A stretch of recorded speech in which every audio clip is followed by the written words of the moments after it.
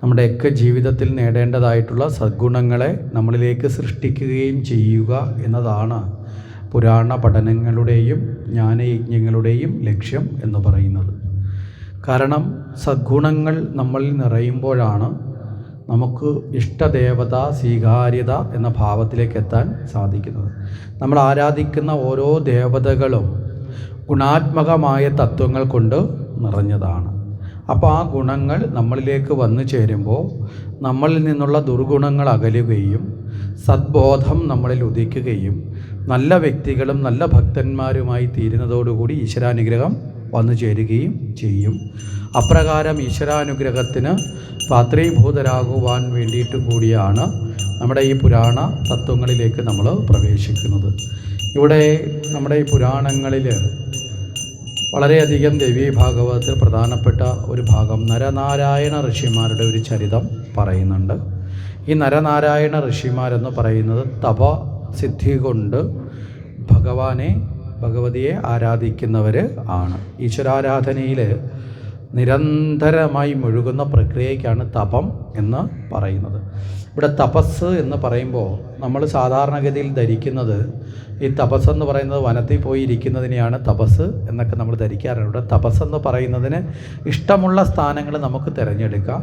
പണ്ട് കാലത്ത് എന്തുകൊണ്ടാണ് അങ്ങനെയുള്ള ആൾക്കാർ ഈ വനങ്ങളിലും അങ്ങനെയുള്ള സ്ഥലങ്ങളിൽ തിരഞ്ഞെടുക്കിച്ചാൽ മറ്റു ശല്യങ്ങളും ബുദ്ധിമുട്ടുകളും മറ്റുള്ളവരുടെ ഒന്നും പ്രശ്നങ്ങളില്ലാതെ ഏകാന്തമായ സ്ഥലത്താണെങ്കിൽ നമുക്ക് വേറെ ചിന്തകളിലേക്ക് പോകാതെ അവനവനിൽ തന്നെ ശ്രദ്ധ കൊടുത്ത് പരിപൂർണമായും നമുക്ക് ഈശ്വരാരാധന നടത്താൻ വിഘ്നങ്ങൾ കൂടാതെ നടത്താൻ സാധിക്കും.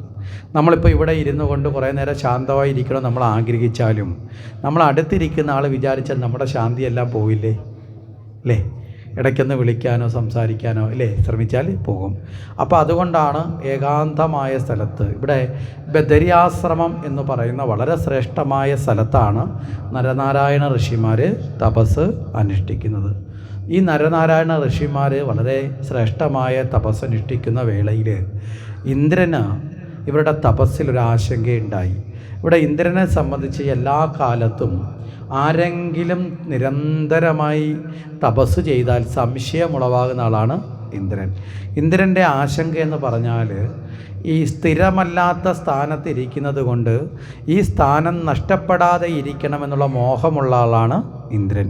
നമ്മളിടയ്ക്ക് സൂചിപ്പിച്ചിരുന്നു, ഇന്ദ്രൻ്റെ സ്ഥാനമെന്ന് പറയുന്നത് അർഹതപ്പെട്ട വേറൊരാൾ ഉയർന്നു വരുമ്പോൾ ഒഴിഞ്ഞുകൊടുത്ത് മാറേണ്ട ഒന്നാണ്. ഇവിടെ അങ്ങനെയുള്ള സ്ഥാനത്തെ സ്ഥിരമായി മോഹിക്കുന്ന ആൾക്കാർ ദുഃഖത്തെ ക്ഷണിച്ച് വരുത്തും. മനസ്സിലാവുന്നുണ്ടോ? നമ്മൾ അർഹമായ സമയങ്ങളിൽ വരെ ആ സ്ഥാനത്തിരിക്കുക. അത് കഴിഞ്ഞാൽ എന്ത് ചെയ്യണം? ആ സ്ഥാനം ഒഴിഞ്ഞ് മാറിക്കൊടുക്കണം. നേരെ മറിച്ച് ഒഴിഞ്ഞു കൊടുക്കാതെ അവിടെ ഇരുന്നാലോ ആ സ്ഥാനം മോഹിക്കുന്നവർ നമ്മുടെ ശത്രുക്കളാവും.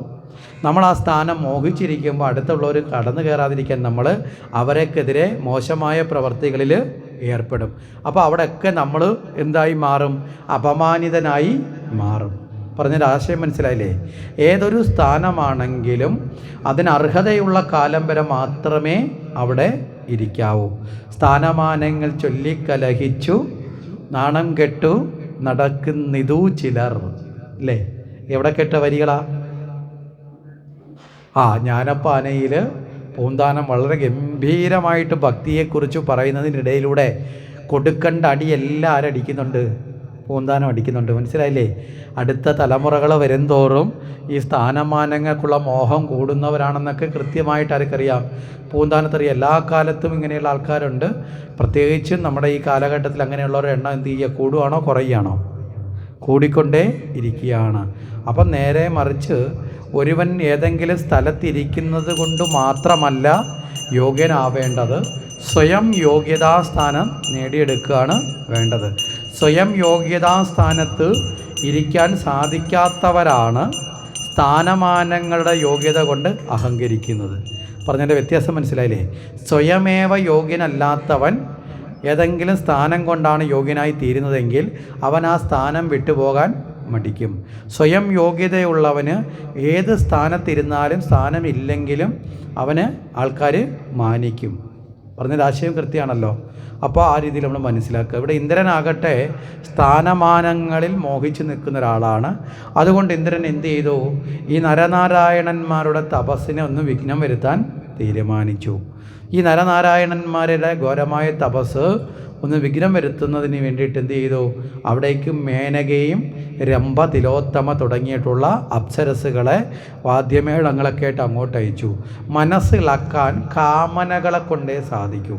അവിടെ ഈ അർത്ഥത്തിലെടുത്താൽ മതി. മനസ്സിലായില്ലേ? ഏതൊരാളിൻ്റെ മനസ്സിനെ ഇളക്കാനും എന്താണ് ഉദ്ദേശിക്കുന്നത്? കാമനകൾ കൊണ്ട് മനസ്സ് ഇളകും. കാമനകളെ അതിജീവിക്കാൻ സാധിച്ചാൽ മനോജയം നേടി എന്നാണ് അതിൻ്റെ അർത്ഥം. അപ്പോൾ ഇവിടെ മനോജയം എങ്ങനെ നേടുന്നു എന്നതിനെക്കുറിച്ചും കൂടി പഠിപ്പിക്കലാണ് ഇവിടെ ഭാഗവതം കൊണ്ട് ഉദ്ദേശിക്കുന്നത്. കാരണം മനോജയം നേടാത്ത ഒരാൾക്കും സ്ഥിരമായ ശാന്തിയെ നേടാൻ സാധിക്കില്ല. സ്ഥിരമായ ശാന്തി ഇല്ലെങ്കിൽ നമ്മുടെ ജീവിതം എന്തായിരിക്കും? സുരക്ഷിതമായിരിക്കുമോ അരക്ഷിതമായിരിക്കുമോ? അരക്ഷിതം ആയിരിക്കും. മനസ്സിലായില്ലേ? അരക്ഷിതമായ അവസ്ഥയെ വെടിയണമെങ്കിൽ എന്ത് ചെയ്യണം? കാമനകളെ ഉപേക്ഷിക്കുക. കാമനകളെ നമ്മൾ ചിന്തിക്കുക. ആവശ്യത്തിനുള്ള കാമനകളുണ്ട്, വേണ്ട. ഇപ്പോൾ നമ്മൾ ജീവിക്കുമ്പം വിശക്കുന്നു, ഭക്ഷണം കഴിക്കണം, അല്ലേ? നമുക്ക് അത്യാവശ്യം ജീവിക്കണം, ഇതൊക്കെ ആവാം. പക്ഷെ അമിതമായ കാമനകളായാലോ? എല്ലാം എനിക്ക് വേണം എന്ന നിലയിലുള്ള കാമനകളായാലോ? നമുക്ക് മറ്റുള്ളവർക്കൊക്കെ ദ്രോഹിക്കേണ്ടി വരില്ലേ? എല്ലാം എൻ്റേതാണെന്ന് ബോധം വന്നു കഴിഞ്ഞാൽ ശരിയല്ലേ? അത് ദുഷിക്കലല്ലേ? എല്ലാം എനിക്ക് വേണമെന്നത് എന്താണ്? ആഗ്രഹമാണോ അത്യാർത്തിയാണോ? ഏതാ? എല്ലാം എനിക്ക് വേണമെന്നുള്ളത് ആഗ്രഹമാണോ അത്യാർത്തിയാണോ? അത്യാർത്തിയാണ്. ഇവിടെ മഹാത്മാഗാന്ധിജിയുടെ ഒരു വാക്ക് തന്നെയുണ്ട്. ഈ സമൂഹത്തിൽ ജീവിക്കുന്നവരുടെ ആഗ്രഹത്തിന് വേണ്ടതെല്ലാം ഈ ഭൂമിയിലുണ്ട്, അത്യാഗ്രഹത്തിന് വേണ്ടതൊന്നും ഇവിടെയില്ല. അത്യാഗ്രഹത്തിന് ശ്രമിക്കുമ്പോഴാണ് കലഹങ്ങളും സംഘർഷങ്ങളും എല്ലാം ഉണ്ടാവുന്നത്. ശരിയല്ലേ? എല്ലാം പിടിച്ചടക്കാനുള്ള വ്യാമോഹം കൊണ്ടാണ് നമ്മളെ കൊണ്ടുള്ള ദുഃഖം മറ്റുള്ളവർക്കും മറ്റുള്ളവരെ കൊണ്ടുള്ള ദുഃഖം നമുക്കും വരുന്നത്. അപ്പം മറ്റുള്ളവരിൽ ഈ മോഹം ഉണ്ടാവാതിരിക്കണമെങ്കിൽ നമ്മൾ നമ്മുടെ മോഹത്തെ ഉപേക്ഷിക്കണം, അല്ലേ? മറ്റുള്ളവനെ ഗുണദോഷിക്കണമെങ്കിൽ, അവൻ്റെ ദോഷത്തെ പറയണമെങ്കിൽ ഗുണം ആർക്കുണ്ടാവണം? നമുക്കുണ്ടാവണം. ഇപ്പോൾ എങ്ങനെയാണെന്ന് വെച്ചാൽ നമുക്ക് ഗുണമില്ലെങ്കിലും നമ്മൾ മറ്റുള്ളവരെ ഗുണദോഷിക്കും. വല്ല ഫലമുണ്ടോ? ഇവിടെ ശ്രീരാമകൃഷ്ണദേവൻ എന്ന് പറയുന്നൊരു ആചാര്യനുണ്ട്. സ്വാമി വിവേകാനന്ദൻ്റെ ഗുരുനാഥനാണ്. അദ്ദേഹത്തിൻ്റെ അടുത്തൊരു അമ്മയുടെ മകനെയും കൊണ്ട് ചെന്നു. ആ അമ്മ പറഞ്ഞത്, ഗുരുനാഥ, മധുരം അധികമായി കഴിക്കുന്നത് മോശമാണ്, രോഗകാരണമാണ് എന്നൊക്കെ കേട്ട്. അത് പക്ഷേ എൻ്റെ മകനാകട്ടെ വളരെ മധുരം തിന്നുന്ന ആളാണ്. അതുകൊണ്ട് ഞാൻ പലതവണ പറഞ്ഞിട്ട് കേൾക്കുന്നില്ല. അങ്ങയെപ്പോലൊരു ഗുരുനാഥനൊന്ന് പറഞ്ഞാൽ അവൻ അനുസരിക്കും. അതുകൊണ്ട് അങ്ങ് എന്ത് ചെയ്യണം? അവനെ ഒന്ന് ഉപദേശിക്കണം. എന്തുപദേശിക്കണം? അമിതമായി മധുരം കഴിക്കരുത് എന്നുള്ളത് ഉപദേശിക്കണം. ശ്രീരാമകൃഷ്ണ പരമഹംസരാകട്ടെ ഈ അമ്മയോട് പറഞ്ഞു, പോയിട്ട് ഒരു 4 ദിവസം കഴിഞ്ഞ് വരാൻ പറഞ്ഞു, അല്ലേ? ആകെ പറയേണ്ടതായി കുഞ്ഞിനെ ഒന്ന് വിളിച്ചിരുത്തി, മോനെ കൂടുതൽ മധുരം കഴിക്കരുത്, മധുരം കഴിക്കുന്നത് ശരീരത്തിന് ഹാനികരമാണ്, അത് നാളെ രോഗങ്ങളെ ഉണ്ടാക്കും, ദുഃഖങ്ങളെ ഉണ്ടാക്കും എന്ന് മാത്രം പറഞ്ഞാൽ മതി. ആ ഗുരുനാഥൻ്റെ ആ ഒരു സിദ്ധി കൊണ്ട് തന്നെ പറഞ്ഞാൽ ആ കുട്ടി അത് അനുസരിക്കുകയും ചെയ്യും. പക്ഷേ ഗുരുനാഥൻ ഇവിടെ ആവശ്യപ്പെട്ടത് 4 ദിവസം കഴിഞ്ഞ് വരാൻ പറഞ്ഞു. 4 ദിവസം കഴിഞ്ഞ് ഈ അമ്മ വളരെ പ്രതീക്ഷയോടുകൂടി കുട്ടിയെയും കൊണ്ട് വീണ്ടും വന്നു. ഈ സമയത്ത് ഗുരുനാഥൻ പറഞ്ഞു, പോയിട്ട് ഒരു 2 ദിവസം കൂടി കഴിഞ്ഞ് വരാൻ പറഞ്ഞു. മനസ്സിലായില്ലേ? അമ്മ വീണ്ടും പോയി 2 ദിവസങ്ങൾ കഴിഞ്ഞ് വീണ്ടും വന്നപ്പോൾ പറഞ്ഞു, 1 ദിവസം കൂടി കഴിഞ്ഞിട്ട് വന്നോളാൻ പറഞ്ഞു. അമ്മ 3ാമതും അമ്മ അവിടെ വന്നു. നമ്മളൊക്കെ ആണെങ്കിൽ പിന്നെ പോവില്ലല്ലേ? അമ്മ പക്ഷേ 3ാമതും വന്നു. കാരണം ഗുരുവാക്യങ്ങളിൽ എന്തെങ്കിലുമൊക്കെ കൃത്യമായ ലക്ഷ്യമുണ്ടാവും. മനസ്സിലായില്ലേ? ഗുരുവിൻ്റെ വാക്യങ്ങൾ അനുഗ്രഹവുമാണ്, ചില സമയത്ത് അതൊരു പരീക്ഷണവും ആയിരിക്കും. മനസ്സിലായോ? നിഷ്ഠയുള്ള ശിഷ്യൻ ഗുരുവാക്യത്തെ അക്ഷരം പ്രതി പാലിക്കും. ഈ അമ്മ വളരെ ശ്രേഷ്ഠമായ ചിന്തയുള്ള ആളാണ്. അതുകൊണ്ട് അമ്മ 1 ദിവസം കൂടി കഴിഞ്ഞ് വന്നപ്പോൾ ഈ ശ്രീരാമകൃഷ്ണ പരമഹംസൻ ഈ കുട്ടിയെ എടുത്ത് മടിയിലേക്ക് ചേർത്ത് പിടിച്ചുകൊണ്ട് ആ കുട്ടിയോട് പറഞ്ഞ, മകനെ, മധുരം അധികമായി ഉപയോഗിക്കരുത്. ആ മധുരം അധികമായി ഉപയോഗിച്ചാൽ അത് ശരീരത്തിനെ നശിപ്പിക്കും, രോഗങ്ങളുണ്ടാക്കും, ദുഃഖങ്ങളുണ്ടാക്കും എന്നൊക്കെ കുട്ടിയോട് പറഞ്ഞു. കുട്ടി പറഞ്ഞു ശരി, ഇനി ഞാൻ മധുരം അങ്ങനെ ഉപയോഗിക്കില്ല എന്നൊക്കെ പറഞ്ഞ് കുട്ടി അമ്മയോടൊപ്പം പോവുകയും ചെയ്തു. അമ്മയ്ക്കും വളരെ സന്തോഷം. അമ്മയും ആ ഗുരുനാഥനെ നമസ്കരിച്ച് പോയി. ഇത് കണ്ടുകൊണ്ടിരുന്ന ശ്രീരാമകൃഷ്ണ ശിഷ്യന്മാർ ചോദിച്ചു, അല്ലയോ ഗുരുനാഥ, ഈ 2 മിനിറ്റ് കൊണ്ട് പോലും തികച്ച് പറയാത്ത ഈ ഒരു ഉപദേശം പറയാൻ വേണ്ടി അങ്ങ് എന്തിനാണ് ഈ അമ്മയെ 3 തവണ നടത്തിച്ചത്? അന്നത്തെ ദിവസം തന്നെ ഈ അമ്മയോട് ഇതങ്ങ് പറഞ്ഞാൽ പോരായിരുന്നോ? മനസ്സിലായോ? അമ്മയോട് ഇതങ്ങ് പറഞ്ഞാൽ പോരായിരുന്നു. അപ്പോഴാണ് ഗുരുനാഥൻ പറഞ്ഞത്, അത് അമ്മയോട് അത് പറഞ്ഞാൽ, അമ്മ പറഞ്ഞപ്പോൾ അത് കുട്ടിയോട് ഞാൻ പറഞ്ഞേനെ, പക്ഷേ ആ അമ്മ പറഞ്ഞപ്പോഴാണ് എനിക്കും മനസ്സിലായത് ഈ മധുരം അധികം കഴിക്കുന്നത് ദോഷമാണെന്ന്. കാരണം ഞാനും മധുരം അധികം കഴിക്കുന്ന ആളാണ്. അപ്പം ഞാൻ മധുരം അധികം കഴിച്ചുകൊണ്ട് ഞാൻ ആ കുട്ടിയോട് മധുരം കഴിക്കുന്നത് തെറ്റാണെന്ന് പറയുകയാണെങ്കിൽ അത് ആത്മവഞ്ചനയല്ലേ? മനസ്സിലായില്ലേ? അവനവനെ വഞ്ചിക്കുക എന്ന് പറയും, ആത്മവഞ്ചനയാണ്. മനസ്സിലായില്ലേ? അവനവൻ്റെ ദുർഗുണത്തെ മറച്ച് പിടിച്ച് മറ്റുള്ളവരെ മുമ്പിൽ കേമനാവുന്നത് ആത്മവഞ്ചനയാണ്. അവിടെയാണ് നമ്മൾ മനസ്സിലാക്കേണ്ടത്. പട്ടുകൊണ്ട് പുതച്ചാലും കുഷ്ഠമുള്ളത് പോകുമോ? മനസ്സിലായില്ലേ? പട്ടുകൊണ്ട് പുതച്ചാലും കുഷ്ഠമുള്ളത് പോവില്ല, ഉള്ളിൽ കാണും. മനസ്സിലായില്ലേ? പുറമേ ആൾക്കാരെ മുമ്പിൽ മറച്ചു പിടിക്കാം എന്ന് മാത്രമേ ഉള്ളൂ. മനഃശുദ്ധി നേടാതെ ആസുരീ ബുദ്ധി മാറില്ല എന്ന് നമ്മൾ മനസ്സിലാക്കുക. അതുകൊണ്ടാണ് അപ്പം ഞാൻ ആദ്യമേ 4 ദിവസം പറഞ്ഞത്. 4 ദിവസം കൊണ്ട് ഞാൻ മധുരം കഴിക്കുന്നത് കുറച്ച് കൊണ്ടുവന്നെങ്കിൽ ഇടയ്ക്കിടയ്ക്ക് അറിയാതെ കൈ എന്ത് ചെയ്യും? മധുരമുള്ള പാട്ടയിൽ പോയി വീഴും. പിന്നെ ഞാൻ വീണ്ടും പറഞ്ഞ് നിയന്ത്രിച്ച് 2 ദിവസം എടുത്തു. അപ്പോൾ കുറേ കൂടെ നിയന്ത്രിച്ച് 1 ദിവസം എടുത്തപ്പോൾ എനിക്ക് പൂർണ്ണമായിട്ട് എന്ത് സാധിച്ചു? മധുരം കഴിക്കുന്നത് നിർത്താൻ സാധിച്ചു. അപ്പം ഞാൻ ആദ്യം അത് പരിശീലിച്ചു, എന്നിലത് ശീലമാക്കി. അതിനുശേഷം ഞാൻ എന്ത് ചെയ്തു? ഉപദേശിച്ച് കൊടുത്തു എന്ന് പറഞ്ഞ് ആ ഒരു തത്വമുണ്ട്. അപ്പം നമ്മളിലും ഏതൊരു കാര്യവും ശ്രേഷ്ഠമായി നമ്മൾ മറ്റുള്ളവരിലും വേണമെന്ന് ആഗ്രഹിക്കുന്നുണ്ടെങ്കിൽ ആദ്യം അത് എവിടെ വരണം? നമ്മളിൽ വരണം. മനസ്സിലായില്ലേ? അപ്പോൾ ഇവിടെ നമ്മുടെയും അത്യാഗ്രഹത്തെ കുറയ്ക്കുമ്പോഴാണ് മറ്റുള്ളവൻ്റെ അത്യാഗ്രഹം കുറയേണ്ടതാണെന്നും കൂടെ നമ്മൾ ചിന്തിക്കേണ്ടത്. ഇവിടെ അത്യാഗ്രഹമാണ് സർവ്വകലഹത്തിൻ്റെയും കാരണം, സർവനാശത്തിൻ്റെയും കാരണം. അതുകൊണ്ടാണ് നമ്മുടെ സുഖം മാത്രമല്ല നമ്മൾ പ്രാർത്ഥിക്കേണ്ടതെന്ന് നമ്മുടെ ഋഷീശ്വരന്മാർ നമ്മളെ പഠിപ്പിച്ചത്. നമ്മുടെ സുഖം മാത്രമാണ് നമ്മൾ പ്രാർത്ഥിക്കുന്നതെങ്കിൽ മറ്റുള്ളവൻ എന്തു വന്നാലും കുഴപ്പമില്ലെന്നുള്ള ബോധത്തിലേക്കല്ലേ നമ്മൾ പോണത്, അല്ലേ? എൻ്റെ സുഖം മാത്രം നടന്നാൽ മതി, അങ്ങനെയല്ല പ്രാർത്ഥിക്കാൻ പഠിപ്പിച്ചത്. ശരിയായ ഈശ്വര പ്രാർത്ഥന എങ്ങനെ ആയിരിക്കണം എന്ന ചിന്തയിൽ വളരെ കൃത്യമായി ലോകത്തിന് കാട്ടിക്കൊടുത്തത് ഭാരതത്തിലെ ഋഷീശ്വരന്മാരാണ്. അവരതുകൊണ്ട് എന്തു പറഞ്ഞു? ലോകാ സമസ്ത സുഖിനോ ഭവന്തു, അല്ലേ? ലോകത്തിന് മുഴുവൻ ശാന്തി പകരണം. ഇപ്പോൾ ആ ശ്ലോകം ഉച്ചരിക്കപ്പെടുമ്പോൾ നമ്മൾ മനസ്സിലാക്കണം, ആ ശ്ലോകത്തെയും തെറ്റിദ്ധരിപ്പിച്ചുകൊണ്ടുള്ള പ്രചരണം നടക്കുന്നുണ്ട്. എന്താ? ഗോഗ്രാമണേഭ്യ ശുഭമസ്തു നിത്യം എന്നൊരു വരി അതിനകത്തുണ്ട്, ആ ശ്ലോകത്തിനകത്ത്, അല്ലേ? സത്യപ്രജാഭ്യ പരിപാലയന്ത ന്യായേന മാർഗേണ മഹാമഹീശ ഗോഗ്രാമണേഭ്യ ശുഭമസ്തു നിത്യം ലോകാ സമസ്ത സുഖിനോ. അതുകൊണ്ട് ബ്രാഹ്മണന്മാർക്ക് സുഖം വരട്ടെ എന്ന് പഠിപ്പിച്ച വേറെ ആർക്കും. ഇവിടെയാണ് നമ്മുടെ ഭാഷയെ എടുത്ത് ഉപയോഗിക്കുമ്പോഴും കൃത്യമായ അർത്ഥത്തെ വ്യാഖ്യാനിക്കാതെ വളച്ചൊടിക്കുമ്പോഴും ഉണ്ടാകുന്ന ആപത്ത്. ഇവിടെ ബ്രാഹ്മണൻ എന്ന വാക്ക് ജ്ഞാനമുള്ളവർക്കും, മനസ്സിലായില്ലേ? ബ്രാഹ്മണൻ എന്ന വാക്ക് ബ്രഹ്മജ്ഞാനേതി ബ്രാഹ്മണ, അല്ലാതെ ഏതെങ്കിലും കുലത്തിൽ ജനിച്ച ആൾക്കാരെന്ന അർത്ഥത്തിൽ അല്ല. മനസ്സിലായോ? ജ്ഞാനികളായിട്ടുള്ള ആൾക്കാർക്കും ആ ജ്ഞാന സ്വരൂപത്തിന്, ഗോ എന്ന ശബ്ദത്തിന് 2 അർത്ഥമുണ്ട്. പണ്ടത്തെ സമൂഹത്തിലെ ജനങ്ങളുടെ സമ്പത്തെന്ന് പറയുന്നത് പണ്ട് കൃഷിയായിരുന്നു. കൃഷിക്ക് ആധാരമായ ഗോവാണ്.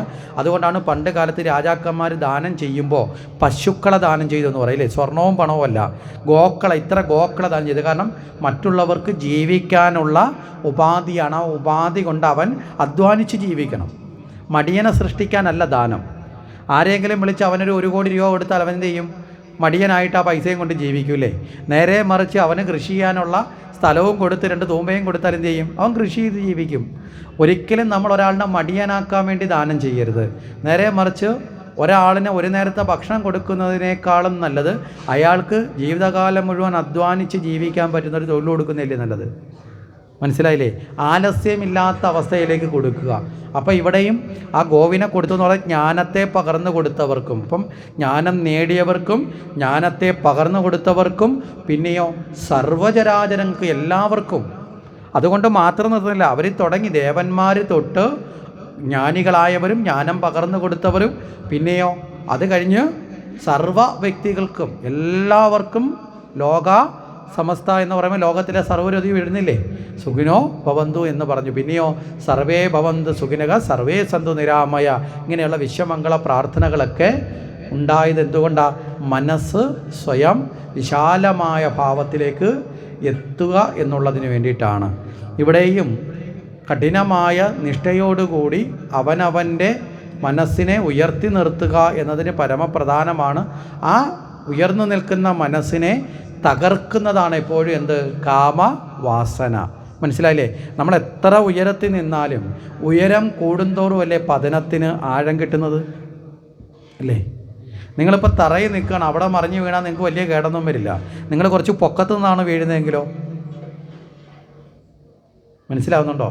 അപ്പോൾ ഏറ്റവും മുകളിലേക്ക് പോകുന്തോറുമാണ് നമ്മുടെ ശ്രദ്ധ കൂടേണ്ടി വരുന്നത്. അത് ജീവിത രീതിയിലാണെങ്കിലും നിൽക്കുന്ന സ്ഥലങ്ങളിലാണെങ്കിലും. അപ്പോൾ ജീവിത രീതിയിലും ഉണ്ടാവാം. എപ്പോൾ വേണമെങ്കിലും അജ്ഞാനത്തിൻ്റെ അഹങ്കാരത്തിൻ്റെ കാമനകൾ വന്ന് നമ്മളെ പിടികൂടിക്കഴിഞ്ഞാൽ അതിന് വഴിപ്പെട്ടാൽ നമ്മൾ അവിടെ നിന്ന് പരാജയത്തിലേക്ക് വീഴും. ഇവിടെ വിശ്വാമിത്ര മഹർഷി അതിന് ഉദാഹരണമാണ്. തപസ് ചെയ്യാൻ പോയി ഉഗ്രമായി തപസ് ചെയ്തൊക്കെ ഇരിക്കുമ്പോഴാണ് മേനക വന്ന് ആകർഷിച്ചു. ആ മേനകയുടെ ആകർഷണത്തിൽ ആ കാമഭാവത്തിൽ നിന്ന് ഉണർന്നു, അവിടെ വശംവദനായി. അതുകൊണ്ട് എന്ത് പറ്റി? അദ്ദേഹത്തിന് അതുവരെ ഉണ്ടായിരുന്ന തപസ്സിന് വിഘ്നം വന്നു. ഇതറിയാം ഇന്ദ്രന് തപസ്സിന് എങ്ങനെ വിഘ്നം വരുത്തണം. അതിന് ഏറ്റവും നല്ലതെന്താ? മോഹങ്ങളെ ഉണർത്തുക. അപ്പോൾ ആ രീതിയിലാണ് ഇവിടെ ആരെ അയച്ചത്? നരനാരായണ ഋഷിമാരുടെ തപോ കേന്ദ്രത്തിലേക്ക് മേനകയും രംഭയും തിലോത്തമയൊക്കെ അയച്ചു. ഇവരാകട്ടെ വന്നു നിന്ന് നരനാരായണ ഋഷിമാരുടെ ആശ്രമത്തിൽ ഇവർ തപസ് ചെയ്യുന്ന ഇവർ ധർമ്മൻ്റെ പുത്രന്മാരാണ്. നരനും നാരായണനും ഇവർ സാക്ഷാൽ വിഷ്ണു ഭാവം കൂടി ഉള്ളവരാണ്. ഇവർ തന്നെയാണ് പിന്നെ അർജുനനും ശ്രീകൃഷ്ണനുമായി വരുന്നത് എന്നൊക്കെയുള്ള തത്വങ്ങളും നമുക്ക് കാണാൻ സാധിക്കും. ഇവർ വളരെ തപസ് ചെയ്യുന്ന ആ സ്ഥലത്താണ് വന്നിട്ട് ഇവർ മറ്റു തരത്തിലുള്ള ഇവരെ വശീകരിക്കാൻ വേണ്ടിയുള്ള നടനങ്ങളും സംഗീതങ്ങളും ഒക്കെയായി മനസ്സിനെ ഇളക്കാൻ പറ്റുന്ന രീതിയിലുള്ള സാഹചര്യങ്ങളെ ഉണ്ടാക്കി. ആ അന്തരീക്ഷത്തിന് മാറ്റം വന്നപ്പോൾ നാരായണ ഋഷി ആലോചിച്ചു, ഇതെന്താ ഈ കാണുന്നത്? ഈ ഞങ്ങളുടെ തപസ്സിന് വിഘ്നം വരുത്തുന്നത് കൊണ്ട് ആർക്കെന്ത് കിട്ടാനാ? ഞങ്ങൾ ആരെയും ദ്രോഹിക്കാനല്ലല്ലോ ഈ തപസ് ചെയ്യുന്നത്. ഞങ്ങൾക്ക് സ്വയം ഉയരാൻ വേണ്ടി സ്വയം ഈശ്വരനിൽ തന്നെ ഞങ്ങളുടെ മനസ്സ് എന്ന് നിലനിൽക്കാൻ വേണ്ടിയിട്ടാണ് എന്ത് ചെയ്യുന്നത്? തപസ്. ഒരു മോഹവും വെച്ചിട്ട് തപസ് ചെയ്യുന്നവരല്ല നരനാരായണന്മാർ എന്ന് നമ്മൾ മനസ്സിലാക്കുക. അങ്ങനെയുള്ള നരനാരായണന്മാരായ ഞങ്ങളെ എന്തിനാണ് വിഘ്നം വരുന്നത്? അപ്പോൾ അവർക്ക് കാര്യം മനസ്സിലായി, ഇത് സാക്ഷാൽ ഇന്ദ്രൻ്റെ പണിയാണ്. ഇന്ദ്രൻ ഇടയ്ക്കിടയ്ക്ക് ഇങ്ങനെയുള്ള അജ്ഞാനത്തിന് വിധേയനാവും. ആ ഇന്ദ്രനെ എന്ത് ചെയ്യണം? ഒന്ന് ലജ്ജിപ്പിക്കണം. ഇങ്ങനെയുള്ള കാര്യങ്ങളിൽ ഇനി ഏർപ്പെടാൻ പോകാതിരിക്കണമെങ്കിൽ ഏതെങ്കിലും ഒരു കാര്യം പരാജയപ്പെടുന്നൊരു ലജ്ജയുണ്ടാവണം. അതിനുവേണ്ടി ആ നാരായണ ഋഷിയാകട്ടെ തൻ്റെ കാൽത്തുടയിലേക്ക് മെല്ലെ കൈകൊണ്ട് താളം പിടിച്ച സമയത്ത് ആ കാൽത്തുടയിൽ നിന്ന് ഒരു അതിസുന്ദരിയായ ഒരു സ്ത്രീരൂപം പുറത്തേക്ക് വന്നു. ആ അതിസുന്ദരിയായ സ്ത്രീരൂപത്തിന് ഉർവശി എന്ന് നാമകരണം ചെയ്തു. ഈ ഉർവശി പുറത്തേക്ക് വന്ന് ആ ഉർവശിയെ പുറത്തേക്ക് വന്നതോടുകൂടി മേനകയ്ക്കും രംഭയ്ക്കും തിലോത്തമയ്ക്കുമൊക്കെ ലജ്ജയായി. കാരണം എന്താ? അവർ മോഹിപ്പിക്കാൻ വന്ന സൗന്ദര്യധാമങ്ങളാണ്. അവരേക്കാൾ 10 മടങ്ങ് സൗന്ദര്യം ആർക്കുണ്ട്? ഉർവശിക്കുണ്ട്. അപ്പോൾ ഇവിടെ ബോധിപ്പിച്ചത് എന്താ? നിങ്ങൾ കൊണ്ടുവന്ന സൗന്ദര്യം കണ്ട് ഞങ്ങൾ മോഹിക്കുന്നവരല്ല. കാരണം നിങ്ങളെക്കാൾ സൗന്ദര്യമുള്ളവരെ വേണമെങ്കിൽ മോഹിക്കപ്പെടണമെങ്കിൽ അതിനെ സൃഷ്ടിക്കാൻ കഴിവുള്ളവരാണ് ഞങ്ങൾ. മനസ്സിലാവുന്നുണ്ടോ? ഞങ്ങൾക്ക് മോഹങ്ങളോട് താല്പര്യമില്ലാത്തത് കൊണ്ട് മാത്രമാണ് അങ്ങനെയുള്ളവരെ സൃഷ്ടിച്ച് ഞങ്ങളുടെ സിദ്ധി കളയാതെ ഞങ്ങളുടെ കഴിവിനെ നശിപ്പിക്കാതെ ഉത്തമമായ നിലയിൽ ഈശ്വരബോധത്തോടു കൂടി ഞങ്ങൾ ഇവിടെ ഇരുന്ന് തപസ് ചെയ്യുന്നത്. അതുകൊണ്ട് ഇന്ദ്ര, നിൻ്റെ കാപട്യമൊന്നും ഇങ്ങോട്ട് വേണ്ട. മനസ്സിലായില്ലേ?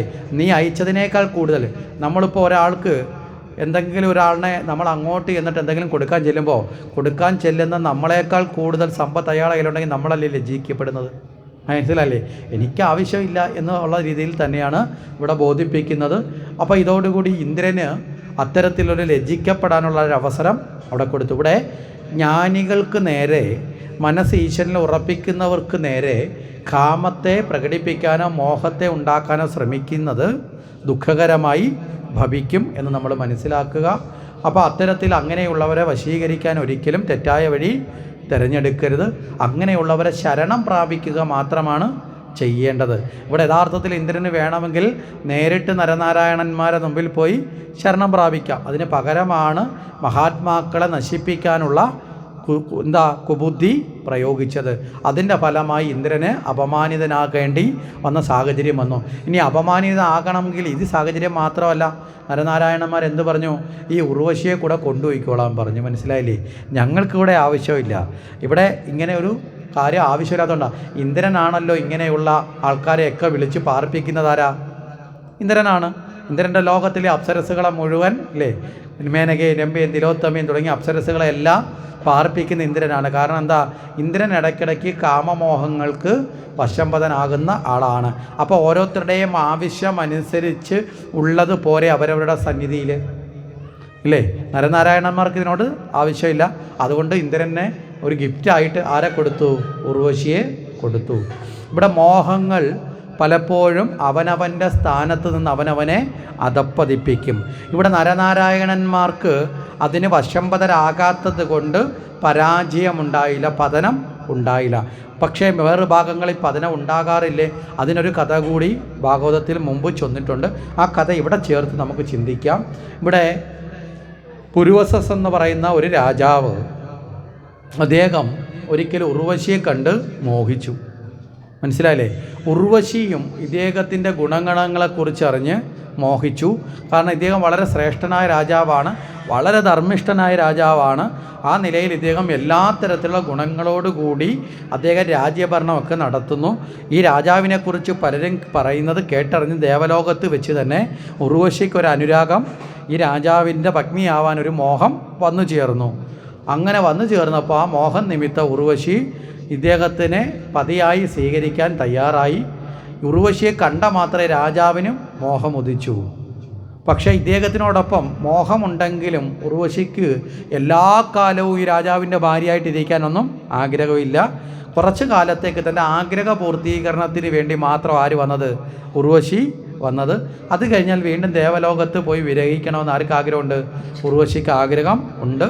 അതുകൊണ്ട് ഉർവശി ഇദ്ദേഹത്തിനോട് പറഞ്ഞു, ഞാൻ അങ്ങേ വിവാഹം കഴിക്കാൻ ഒരുക്കമാണ്, പക്ഷേ അങ്ങ് എന്ത് ചെയ്യണം? ഒരു കരാറിൽ ഏർപ്പെടണം. മനസ്സിലായില്ലേ? ഇവിടെ സ്നേഹത്തിൻ്റെ പുറത്ത് വിവാഹമാണെങ്കിൽ അവിടെ കരാറിൻ്റെ ആവശ്യമുണ്ടോ? ഉണ്ടോ? സ്നേഹമാണ് മുന്നിലുള്ളതെങ്കിൽ, പരസ്പരം ഉൾക്കൊള്ളലാണ് മുന്നിലെങ്കിൽ അവിടെ കരാറിൻ്റെ ആവശ്യമുണ്ടോ? കരാർ എപ്പോഴാണ് വരുന്നത്? സ്നേഹത്തിൻ്റെ സ്ഥാനം മാറി നിൽക്കുമ്പോഴും അല്ലേ, മറ്റ് പല കാര്യങ്ങൾ മുന്നിൽ വരുമ്പോഴുമാണ് അവിടെ കരാറ് വെക്കുന്നത്.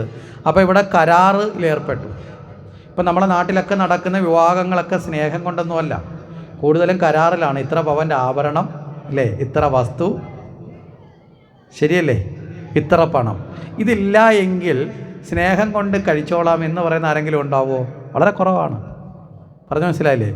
പിന്നെയോ കരാറിൽ ഉറപ്പിച്ചത് കൊണ്ട് മറ്റുള്ളവരുടെ മുന്നിൽ ബോധ്യപ്പെടുത്താനും പിന്നെ വന്നു ചേരുന്നത് എന്തായാലും അനുഭവിച്ചല്ലേ പറ്റൂ. അതുകൊണ്ട് പിന്നെ സ്നേഹം തുടങ്ങും. അങ്ങനെയാണ് സംഭവിക്കുന്നത്.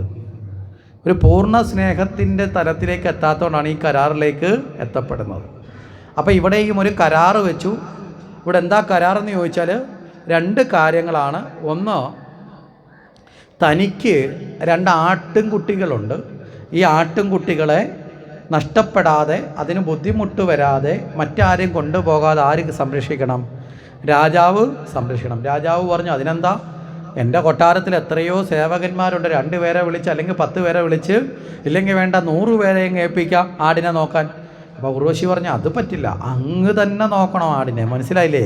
വേറെ ആളിനെ കൊണ്ട് നോക്കിക്കാൻ, കൂലിക്കാളിനെന്ന് വെച്ച് നോക്കാൻ സമ്മതിക്കില്ല, അങ്ങ് തന്നെ നോക്കണം എൻ്റെ ആടിനെ എന്ന് പറഞ്ഞു. അതിനൊരിക്കലും ഒരു ബുദ്ധിമുട്ട് വരരുത്. അവസാനം രാജാവ് സമ്മതിച്ചു. നമ്മളൊന്ന് ആലോചിച്ച് നോക്കുക, ഒരു രാജ്യം ഭരിക്കുന്ന രാജാവ് മോഹത്തിന് അടിമപ്പെട്ടപ്പോൾ ആടിനെ നോക്കാമെന്ന അവസ്ഥയിലേക്ക് എത്തപ്പെടുന്നു. ഇങ്ങനെയാണ് മോഹങ്ങൾ പലപ്പോഴും നമ്മളെ ആവശ്യമില്ലാത്ത അവസ്ഥയിലേക്ക് കൊണ്ടുവരുന്നത്. അപ്പം മോഹം മുന്നിൽ നിൽക്കുമ്പോൾ നമ്മൾ ഈ പിന്നീട് വരാൻ പോകുന്ന അവസ്ഥയെക്കുറിച്ച് ചിന്തിക്കുമോ? അന്നേരം മോഹമാണ് മുമ്പിൽ നിൽക്കുന്നത്. അപ്പോൾ പിന്നീട് വരാൻ പോകുന്നത് പ്രത്യക്ഷത്തിൽ ആലോചിക്കാതെ നമ്മൾ അല്ലേ അതിൽ ആ മോഹം കൊണ്ട് വശംവദരായി മാറും.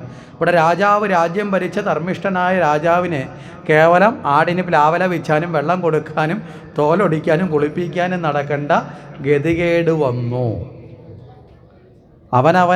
അവനവൻ്റെ തലം മറന്ന് ഒരിക്കലും എന്തെങ്കിലും നേടാൻ വേണ്ടി മോഹങ്ങൾക്ക് പിന്നാലെ പായരുത് എന്ന് നമ്മളെ പഠിപ്പിക്കുക. രണ്ടാമത്തെ കരാർ എന്താ? കിടപ്പറയിലല്ലാതെ മറ്റൊരു സമയത്തും രാജാവിനെ നഗ്നനായി കാണരുത്. ഇത് രണ്ടാണ് കരാർ. രാജാവ് ഒന്നും ആലോചിച്ചില്ല, ഉർവശിയെ കിട്ടാൻ വേണ്ടി കരാറിൽ ഏർപ്പെട്ടു.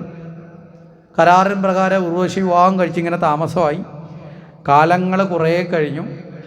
ഇവിടെ ഉർവശിയെ കാണുന്നില്ല. ഇന്ദ്രന് ആകാംക്ഷയായി. ഉർവശി ഇല്ലാതെ ദേവലോകത്തെ ഡാൻസ് പ്രോഗ്രാമൊന്നും അത്ര ഇങ്ങോട്ട് റെഡി ആവുന്നില്ല.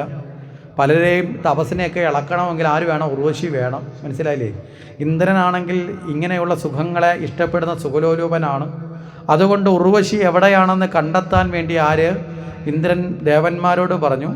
ദേവന്മാർ അന്വേഷിച്ചു പോയിട്ടിട്ട് വന്നു പറഞ്ഞു, ഒരു രാജാവിൻ്റെ കൂടെ താമസിക്കുകയാണ് ഭാര്യയായിട്ട്. ഉർവശി അങ്ങനെ താമസമൊക്കെ തുടങ്ങി. അതേ താമസിക്കുകയാണ്. അപ്പോൾ അവിടെ നിന്ന് ഉർവശിയെ കൂട്ടിക്കൊണ്ടുവരണമെന്ന് ഇന്ദ്രൻ ഈ ദേവന്മാരെ ഏൽപ്പിച്ചു. ദേവന്മാർ തക്കം പാർത്തിരുന്നു. ഒരു ദിവസം ഒരു അർദ്ധരാത്രിയിൽ ഇവിടെ കിടപ്പറയിൽ ഉർവശിയോടൊപ്പം ശയിക്കുന്ന വേളയിൽ ദേവന്മാരെന്ത് ചെയ്തു? ഈ തക്കം നോക്കി ആടുകളെ മോട്ടിച്ചു. ആടിനെയും മോട്ടിച്ചു കൊണ്ട് പോകുന്ന സമയത്ത് ഈ ആട് കരഞ്ഞു ഉറക്കെ.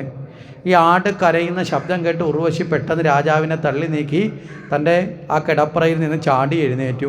അങ്ങല്ലേ പറഞ്ഞ് എൻ്റെ ആടിനെ നോക്കിക്കൊള്ളാമെന്ന്. എൻ്റെ ആട് അർദ്ധരാത്രിയിൽ കരയുന്ന കണ്ടില്ലേ? അതിനെ ആരോ അപഹരിച്ചു കൊണ്ട് പോകുന്നുണ്ട്. ഒരു കേവലം ആടിനെ നോക്കാൻ പറ്റാത്ത നിങ്ങളെ ഞാൻ എങ്ങനെയാണ് എൻ്റെ ഭർത്താവായിട്ട് ഇനി കൂടെ നിർത്തുന്നത് എന്നൊക്കെ പറഞ്ഞ് രാജാവിനെ ശകാരിച്ചു. രാജാവ് ഒന്ന് ആലോചിച്ച് നോക്കേ, രാജ്യം ഭരിച്ചില്ല എന്ന് പറഞ്ഞ് രാജാവിനെ ശകാരിച്ചു എന്ന് പറഞ്ഞാൽ അതിനൊരർത്ഥമുണ്ട്. ആടിനെ നോക്കിയില്ല എന്ന് പറഞ്ഞ് ശഹാരം ഒരു പെണ്ണിൽ നിന്ന് കേൾക്കേണ്ട അവസ്ഥ ആർക്ക് വന്നു? രാജാവിന് വന്നു. അപ്പോൾ രാജാവിന് തോന്നി, ഒരു ആടിനെപ്പോലും നോക്കാൻ ഗതിയില്ലാത്തവനാണോ താനെന്ന് ചിന്തിച്ച് രാജാവ് പെട്ടെന്ന് തന്നെ ആയുധവും എടുത്തുകൊണ്ട് വസ്ത്രം പോലും ധരിക്കാൻ മറന്നുപോയി. കാര്യം എന്താ? ഇവിടെ ഉർവശിയെ ബോധ്യപ്പെടുത്തണമല്ലോ. ആടിനെ കൊണ്ടുകൊടുത്തില്ലെങ്കിൽ ഉർവശി നഷ്ടപ്പെട്ടു എന്നുള്ള പേടിച്ച് രാജാവ് വേഗത്തിൽ എന്തിനു പുറകിൽ ഓടി? ആടിൻ്റെ പുറകിൽ ഓടി. ഈ ആടിനെ കൊണ്ടുപോകുന്ന ദേവന്മാരാകട്ടെ രാജാവ് പുറകിൽ വരുന്നുണ്ടെന്നറിഞ്ഞ് ആടിനെ ഉപേക്ഷിച്ച് അവരങ്ങ് പോയി. ഈ സമയത്ത് രാജാവ് ആടിനെയൊക്കെ പിടിച്ച് കൊണ്ട് തിരിച്ച് ഉർവശിയുടെ മുമ്പിലേക്ക് വരുന്ന സമയം കൊട്ടാരത്തിൻ്റെ മുന്നിലേക്ക് എത്തുമ്പോൾ പെട്ടെന്ന് അവിടെ മിന്നലായിട്ട് ദേവന്മാർ ഇടിമിന്നലിനെ പ്രകടമാക്കി. ഈ മിന്നലിൻ്റെ വെളിച്ചത്തിൽ ഉർവശി പൂർണ്ണ നഗ്നമായ ഭാഗത്ത് വസ്ത്രം ധരിക്കാന്നാണ് രാജാവ് എണീറ്റ് ഓടിയത്. ഒന്ന് ആലോചിച്ച് നോക്കുക, ഒരു രാജാവിന് ഒരു ആടിനെ നോക്കാത്തതിൻ്റെ പേര് ശകാരമേക്കുകയും അദ്ദേഹത്തിന് വസ്ത്രം പോലും ധരിക്കാതെ പുറത്തേടെ യാത്ര ചെയ്യേണ്ട ഗതികേട് എന്തുകൊണ്ടുണ്ടായതാ? മോഹത്തിന് അടിമപ്പെട്ടത് കൊണ്ടാണ്. അപ്പോൾ ആ അവസ്ഥയുണ്ടായി. ഉർവശി ഈ അവസ്ഥയിൽ കണ്ടതുകൊണ്ട് ഉർവശി പറഞ്ഞു, നിങ്ങൾ കരാർ ലംഘിച്ചുമ്പോൾ ഉർവശി തിരിച്ചും പോയി. മനസ്സിലായില്ലേ? ഇവിടെ നമ്മൾ പഠിക്കേണ്ടത് എന്താണെന്ന് ചോദിച്ചാൽ, ഇവിടെ മോഹത്തിന് വശംവദരായി മാറുമ്പോൾ നമ്മൾ എന്തൊക്കെ ചെയ്യാൻ പാടില്ലാത്ത കർമ്മവും വേണമെങ്കിൽ അവനവൻ്റെ സ്ഥാനം പറന്ന് ചെയ്യുന്നവരായി അധപ്പതിക്കേണ്ടി വരും. അതിൻ്റെ കുറ്റങ്ങളും കുറവുകളും നമ്മൾ കേൾക്കേണ്ടി വരും. രണ്ടോ, മറ്റുള്ളവരുടെ മുമ്പിൽ പരിഹസിക്കപ്പെടുന്ന രീതിയിൽ നമ്മൾ അപഹാസ്യരായി മാറും. അതുകൊണ്ട് എന്ത് വേണം? ജീവിതത്തിൽ മോഹങ്ങൾക്ക് വശംവദർ ആവരുത്. ഇവിടെ നരനാരായണ ഋഷിമാരും ചിന്തിച്ചതാണ്. ഇവിടെ ഈ പറയുന്ന ഉർവശിയൊക്കെ കൊടുത്തു കഴിഞ്ഞപ്പോഴും ഈ മേനകരംഭ തിലോത്തമമാർ പറഞ്ഞു, അങ്ങ് ഞങ്ങളിനി തിരിച്ചു പോകുന്നില്ല, അങ്ങയെപ്പോലെ യോഗ്യനായ ആളിനെ ശുശ്രൂഷിച്ച് അങ്ങയോടൊപ്പം കഴിയാനാണ്, നിങ്ങളോടൊപ്പം കഴിയാനാണ് ഞങ്ങൾ ആഗ്രഹിക്കുന്നതെന്നൊക്കെ അവർ പറഞ്ഞു. പക്ഷേ തങ്ങളുടെ തപസ്സിന് വിഘ്നം വരുത്തുന്ന ഒന്നിനെയും കൂടെ ചേർത്ത് നിർത്താൻ ആര് തയ്യാറായില്ല? നരനാരായണന്മാർ തയ്യാറായില്ല. അങ്ങനെയാണെങ്കിൽ ഞങ്ങളുടെ ഇതുവരെയുള്ള ആ തപോ ജീവിതത്തിന് വിഘ്നം വരികയും താപസലോകം ഞങ്ങളെ നോക്കി പരിഹസിക്കുകയും ചെയ്യും. മനസ്സിലാവുന്നുണ്ടോ? എപ്പോഴാണോ നമ്മൾ ജീവിതത്തിൽ പരിഹസിക്കപ്പെടുന്നതെന്ന് ചോദിച്ചാൽ നമ്മുടെ ജീവിതത്തിൽ നമ്മൾ അമിതമായ മോഹങ്ങൾക്ക് വശംവദരായി നമ്മളതിന് പുറകെ അധപ്പതിക്കുമ്പോഴാണ് എന്ന് തിരിച്ചറിഞ്ഞുകൊണ്ട് നമ്മൾ ആ മോഹത്തെ എങ്ങനെ ഉപേക്ഷിക്കാം? സർവമോഹ നാശിനിയായ ഭഗവത് ചിന്തയിൽ മനസ്സിനെ ഉറപ്പിച്ച് നിർത്തുക, ഭക്തിമാർഗത്തിൽ ഉറപ്പിച്ച് നിർത്തുക, ഭഗവതിയെ നേടാനുള്ള പ്രാർത്ഥനയോടുകൂടി ഭഗവതിയുടെ ചരണത്തെ അല്ലേ, എല്ലാ ദുഃഖങ്ങളെയും കടക്കാൻ ആരുടെ പാദമാണ്? ആ ദേവിയുടെ പാദങ്ങളെ, ആ ചരണാംബുജത്തെ ആശ്രയിക്കുക. ആ ചരണാംബുജത്തെ സ്മരിച്ച് നമ്മുടെ മനസ്സിനെ ദൃഢമാക്കി ഒരിക്കലും വ്യതിചലിക്കാതെ നിർത്താൻ നമുക്ക് സാധിക്കണം. ഇങ്ങനെയുള്ള നരനാരായണ മഹർഷിമാർ, പിന്നീട് ആ മഹർഷിമാരുമായി ബന്ധപ്പെട്ട് വരുന്ന ഒരു ചരിതം കൂടി നമ്മൾ ചേർത്ത് ചിന്തിച്ചാൽ അവിടെ പ്രഹ്ലാദനുമായി ഒരു യുദ്ധത്തിലേർപ്പെടുന്ന ഒരു ചരിതം വരുന്നുണ്ട്. ഇവിടെ എന്താ പ്രഹ്ലാദനുമായി യുദ്ധത്തിലേർപ്പെടുച്ചാൽ, പ്രഹ്ലാദൻ അവിടെ ഹിരണ്യകശിപുവിൻ്റെ വധമൊക്കെ കഴിഞ്ഞ് അത് കഴിഞ്ഞ് രാജാവായി രാജ്യം ഭരിക്കുന്ന വേളയിൽ ആ സമയത്ത് നാരദ മഹർഷി അവിടേക്ക് എത്തിച്ചേർന്നു. നാരദ മഹർഷിയോട് കാര്യങ്ങളൊക്കെ ചോദിച്ചു. നാരദ മഹർഷി പറഞ്ഞു, ഞാനിങ്ങനെ ലോകസഞ്ചാരമൊക്കെ ചെയ്തു വരുന്ന ആളാണ്. ഈ ലോകസഞ്ചാരത്തിൻ്റെ ഗുണമെന്ന് വെച്ചാൽ അനവധി തീർത്ഥങ്ങളിൽ പോയി വരാൻ സാധിക്കും. തീർത്ഥങ്ങൾ ജീവിതത്തിൽ ശുദ്ധമാക്കുന്നതാണ്. ഇവിടെ നാരദ മഹർഷിയുടെ ലോകസഞ്ചാരത്തെ ഏറ്റവും ശ്രേഷ്ഠമായി പറയുന്നത് എന്താണെന്ന് വെച്ചാൽ, നാരദ മഹർഷി ആകട്ടെ ഒന്നിനോടും സംഘമില്ലാത്ത ആളാണ്. സംഘമുള്ളവരാണെങ്കിൽ ഇങ്ങനെ നടക്കാൻ പറ്റുമോ? സംഘമെന്ന് പറഞ്ഞാൽ കൂടിച്ചേരുന്ന അവസ്ഥ. നമ്മളൊക്കെ വീടിനോട് കൂടിച്ചേർന്ന്, ബന്ധുക്കളോട് കൂടിച്ചേർന്ന് അല്ലേ, ശരിയല്ലേ? നമ്മൾ നാടിനോട് കൂടിച്ചേരുന്നതുകൊണ്ട് നമുക്ക് അവിടം വിട്ടു പോകുന്നതിന് മടിയല്ലേ? മനസ്സിലാകുന്നുണ്ടോ? ഏറ്റവും പ്രധാനമായ തീർത്ഥം എന്ന് പറഞ്ഞാൽ നിസ്സംഗഭാവമാണ്. ഈ നിസ്സംഗഭാവം സ്വീകരിച്ചിട്ടുള്ള ആളാണ് ആര്? നാരദ മഹർഷി. അതുകൊണ്ടാണ് നാരദ മഹർഷിക്ക് അങ്ങനെ സാധിക്കുന്നത്. എന്താ? സദാസമയത്തും ഭഗവത് നാമത്തിലാണ് നാരദയുടെ ശ്രദ്ധ. ഒന്നിനോട് സംഘമില്ലാതെ ഇങ്ങനെ യാത്ര ചെയ്തുകൊണ്ടിരിക്കും. ഒന്നും നേടി വെക്കാറില്ല. ഒരു ദിനത്തിൽ കൂടുതൽ എങ്ങും ആര് തങ്ങാറില്ല? നാരദർ തങ്ങാറില്ല. ഇങ്ങനെ അപൂർവ ചില സമയങ്ങളിൽ മാത്രമേ സംഭവിച്ചിട്ടുള്ളൂ. ഒന്ന്, ഈ പ്രഹ്ലാദനോടൊരു വാത്സല്യമുണ്ട് നാരദർക്ക്. എന്താ കാരണം? കയാദേവിൻ്റെ ഉദരത്തിൽ ഗർഭാവസ്ഥയിൽ ഇരിക്കുമ്പോൾ ഭഗവത് തത്വങ്ങൾ നാരദർ ഉപദേശിക്കുന്ന കേട്ടിട്ടാണ് അസുരപുത്രനായ പ്രഹ്ലാദൻ ഈശ്വരഭക്തനായി മാറിയത്. അപ്പോൾ ഒരു ഗുരുതുല്യമായ അനുഗ്രഹം ആർക്കുണ്ട്? നാരദർക്ക് പ്രഹ്ലാദനുണ്ട്. ഗുരു എന്നാൽ പിതാവിൻ്റെ സ്ഥാനം കൂടിയിട്ടാണ്. അപ്പോൾ ആ നിലയിൽ പ്രഹ്ലാദനൊരു പുത്രവാത്സല്യം നാരദർക്കുണ്ട്. അതുകൊണ്ട് പറഞ്ഞു തീർത്ഥാടനങ്ങളൊക്കെ നല്ലതാണെന്ന് പറഞ്ഞു. അനേകം തീർത്ഥങ്ങളെക്കുറിച്ച് പറഞ്ഞു. അങ്ങനെ പ്രഹ്ലാദൻ തീർത്ഥാടനത്തിന് വേണ്ടി ഇറങ്ങി പുറപ്പെടുന്നു. അങ്ങനെ തീർത്ഥാടനങ്ങളോടെ വരുമ്പോഴാണ് ബദരിയാശ്രമം വഴി വരുമ്പോൾ അവിടെ നോക്കുമ്പോൾ നരനാരായണന്മാർ തപസ് ചെയ്യുന്നു. ഈ നരനാരായണന്മാർ തപസ് ചെയ്യുന്ന സമയത്ത് ഒരു പ്രത്യേകത കണ്ടത്, ഇവരുടെ അടുത്ത് ആയുധങ്ങൾ ഇരിപ്പുണ്ട്. മനസ്സിലായില്ലേ? തപസ് ചെയ്യുന്ന മഹർഷിമാർ ആയുധം വെക്കേണ്ട കാര്യമുണ്ടോ? അപ്പോൾ പ്രഹ്ലാദന് തോന്നി ഇവന്മാരേതോ കള്ളന്മാരാണ്. കാരണം തപസ് ചെയ്യുന്നവൻ ആയുധം പിടിക്കേണ്ട ആവശ്യം ഇല്ല. നരനാരായണന്മാരാകട്ടെ നല്ല ആയുധം പിടിക്കുന്ന ശരീരത്തിൻ്റെ പ്രകടമായ അവസ്ഥയാണ് ഉള്ളത്. അങ്ങനെ വന്നപ്പോൾ പ്രഹ്ലാദന് ഇങ്ങനെയാണെങ്കിൽ ഈ തപസ്സിൻ്റെ ഇടയിൽ ആയുധവുമായി ഇരിക്കുന്ന ഇവരുടെ ആ ഒരവസ്ഥ എന്താണെന്നൊന്ന് പുറത്തു കൊണ്ടുവരാൻ വേണ്ടി എന്ത് ചെയ്തു? ഇവരോട് യുദ്ധത്തിന് വെല്ലുവിളിച്ചു. ഇവരാകട്ടെ യാതൊരു മടിയും കൂടാതെ യുദ്ധത്തിന് തയ്യാറായി. അങ്ങനെ ഇവർ പ്രഹ്ലാദനുമായിട്ടുള്ള യുദ്ധം ആരംഭിച്ചു. അങ്ങനെ നരനാരായണന്മാരും പ്രഹ്ലാദന്മാരുമായിട്ടുള്ള യുദ്ധം ആരംഭിച്ചു. ഇവിടെ ഏറ്റവും ഒടുവിൽ ഈ യുദ്ധം അങ്ങോട്ടും ഇങ്ങോട്ടും വളരെ ശക്തമായ നിലയിൽ ആ യുദ്ധം നീണ്ടു നിന്നു. ഈ സമയത്ത് സാക്ഷാൽ വിഷ്ണു ഭഗവാൻ തന്നെ പ്രത്യക്ഷപ്പെട്ടുകൊണ്ട് ഇവരുടെ അടുത്ത് പറഞ്ഞു, ഈ നരനാരായണന്മാർ എൻ്റെ അംശഭൂതൻ തന്നെയാണ് എന്ന് പ്രഹ്ലാദനോട് ഉണർത്തിച്ചു. പ്രഹ്ലാദനെ അനുഗ്രഹിച്ചോ. അവിടെ നരനാരായണന്മാരുടെ തത്വത്തെക്കുറിച്ചും പറഞ്ഞു കൊടുത്തു. എല്ലാ മാനസവികാരങ്ങളെയും മടക്കം ചെയ്തുകൊണ്ടാണ് നരനാരായണന്മാർ ഇവിടെ സർവകലാസംഭൂതന്മാരായി ഇരിക്കുന്നത്.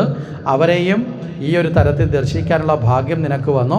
അതുകൊണ്ട് സുതലം എന്ന ലോകത്തിലേക്ക് പൊയ്ക്കൊള്ളൂ എന്ന് പറഞ്ഞുകൊണ്ട് അവിടെ പ്രഹ്ലാദനെ വീണ്ടും അനുഗ്രഹിച്ച് യാത്രയാക്കുകയും ചെയ്തു.